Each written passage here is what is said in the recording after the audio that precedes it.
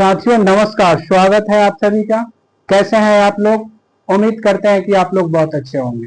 तो चलिए आइए हम लोग पढ़ाई को प्रारंभ करते हैं।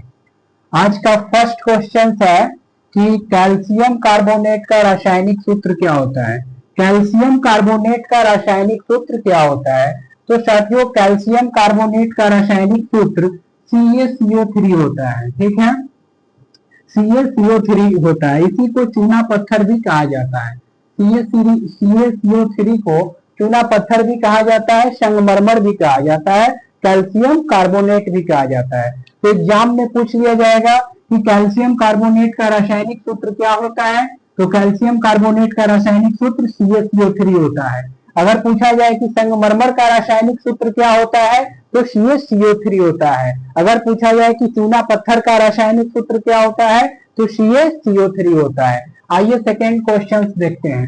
सेकेंड क्वेश्चन है कि प्रकाश संश्लेषण की क्रिया कब होती है, यानी प्रकाश संश्लेषण होता है। तो साथियों बता दें कि प्रकाश संश्लेषण की क्रिया जब होती है तो प्रकाश की उपस्थिति में होती है। तो आप लोग समझ गए होइएगा कि प्रकाश संश्लेषण की क्रिया कब होगी। रात में तो नहीं, रात में प्रकाश उपलब्ध नहीं होता है। प्रकाश संश्लेषण की क्रिया कब होती है? दिन में होती है। चलिए तीसरा नंबर क्वेश्चन है कि समतल दर्पण द्वारा बना प्रतिबिंब कैसा होता है। समतल दर्पण द्वारा बना प्रतिबिंब कैसा होता है? तो बता दें कि समतल दर्पण में काल्पनिक प्रतिबिंब यानी आभासी प्रतिबिंब फॉर्म करता है।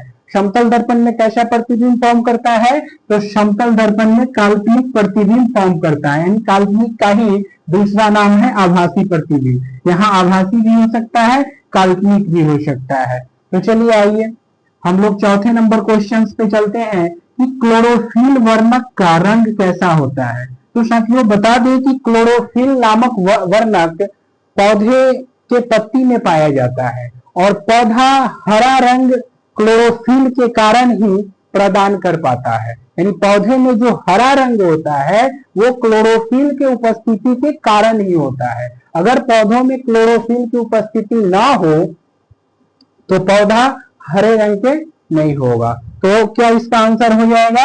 हरा रंग के उपस्थिति के कारण। क्लोरोफिल वर्णक का कैसा रंग होता है साथियों? हरा होता है। क्लोरोफिल वर्णक का कैसा रंग होता है? हरा होता है। तो चलिए आइए हम लोग चौथे नंबर क्वेश्चन कर लिए कि क्लोरोफिल वर्णक का रंग कैसा होता है। तो क्लोरोफिल वर्णक का रंग हरा होता है।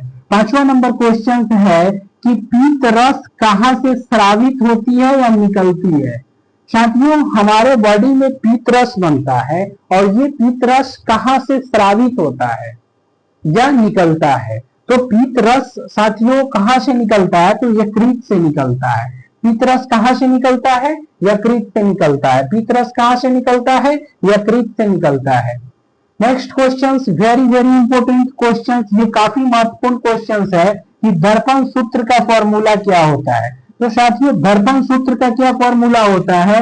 1/v plus 1/u is equals to 1/f, 1/v minus 1/u is equal to 1/f, या 1/f plus 1/v is equal to 1/u, या इनमें से कोई नहीं। तो साथियों बता दें कि दर्पण सूत्र का फॉर्मूला होता है 1/v plus 1/u is equal to 1/f। दर्पण सूत्र का क्या फॉर्मूला होता है? 1/v plus 1/u is equals to 1/f। तो फर्स्ट नंबर आंसर हो जाएगा 1/v plus 1/u is equal to 1/f। तो उम्मीद करते हैं कि इतना क्वेश्चन आप लोग समझ गए। तो हम लोग अगले क्वेश्चन पे चलते हैं। अगला क्वेश्चन है कि पौधे में उत्सर्जी पदार्थ है, यानी पौधे में उत्सर्जी पदार्थ क्या होते हैं। पौधे किस पदार्थ को उत्सर्जी करते हैं यानी उत्सर्जित करते हैं? गोंद के रूप में उत्सर्जित करते हैं, टैनिन के रूप में उत्सर्जित करते हैं, रेजिन के फॉर्म में उत्सर्जित करते हैं, या सभी। तो यहाँ पे बता दें साथियों कि यहाँ पे आंसर सभी होगा। पौधे गोंद के रूप में भी उत्सर्जित करते हैं, टेनिन के रूप में भी उत्सर्जित करते हैं और रेजिन के रूप में भी उत्सर्जित करते हैं। उत्सर्जित कहने का मतलब हुआ कि जो भी पदार्थ अनावश्यक पदार्थ है उसको अपने बॉडी से बाहर निकाल देना, इसको उत्सर्जी अंग, उत्सर्जी पदार्थ कहते हैं। ठीक है साथियों, अगला क्वेश्चन है हम लोगों का कि अम्लीय विलयन का पीएच मान कितना होता है। तो आपको बता दें कि अम्लीय विलयन का पीएच मान कितना होता है। तो अम्लीय विलयन का पीएच मान 7 से क्या होता है, कम होता है। अगर 7 से कम है तो विलयन क्या है साथियों, अम्लीय है। अगर 7 से कम है तो अम्लीय है, 7 से अधिक है तो क्या हो जाएगा, 7 से अधिक है तो क्षारीय हो जाएगा। 7 से अधिक है तो क्या हो जाएगा, क्षारीय हो जाएगा। और 7 के बराबर है तो विलयन का पीएच मान उदासीन हो जाएगा। 7 के बराबर है तो क्या हो जाएगा, उदासीन हो जाएगा। 7 के बराबर है तो उदासीन हो जाएगा। यहां से 3 क्वेश्चन आपको मिलेगा कि अगर 7 से क्या है, कम है तो विलयन अम्लीय है। अगर 7 से कम है तो विलयन अम्लीय है, और 7 से अधिक है तो विलयन क्षारीय है। 7 से कम है तो अम्लीय है, 7 से अधिक है तो क्षारीय है, अगर 7 के बराबर है तो उदासीन है। 7 के बराबर है तो क्या साथियों, उदासीन है। तो यहाँ पे क्वेश्चन क्या है कि अम्लीय विलयन का पीएच मान होता है, तो अम्लीय विलयन का पीएच मान 7 से कम होता है। अम्लीय विलयन का पीएच मान 7 से कम होता है, उदासीन विलयन का पीएच मान 7 के बराबर होता है, क्षारीय विलयन का पीएच मान 7 से अधिक होता है। क्षारीय विलयन का पीएच मान कितना होता है, 7 से अधिक होता है। तो चलिए आइए हम लोग आप नेक्स्ट क्वेश्चन पे चलते हैं। नेक्स्ट क्वेश्चन है कि निम्नलिखित में कौन लेंस की क्षमता का मात्रक है। तो साथियों लेंस की क्षमता का मात्रक क्या होता है, आप लोग पढ़े होइएगा कि लेंस की क्षमता का एसआई मात्रक क्या होता है। तो बता दे कि लेंस की क्षमता का एसआई मात्रक क्या होता है, डायऑप्टर होता है। लेंस की क्षमता का एसआई मात्रक क्या होता है, डायऑप्टर होता है। लेंस की क्षमता का एसआई मात्रक क्या होता है, डायऑप्टर होता है। नेक्स्ट क्वेश्चन है कि किसी लेंस द्वारा उत्पन्न आवर्धन का एसआई मात्रक क्या होता है।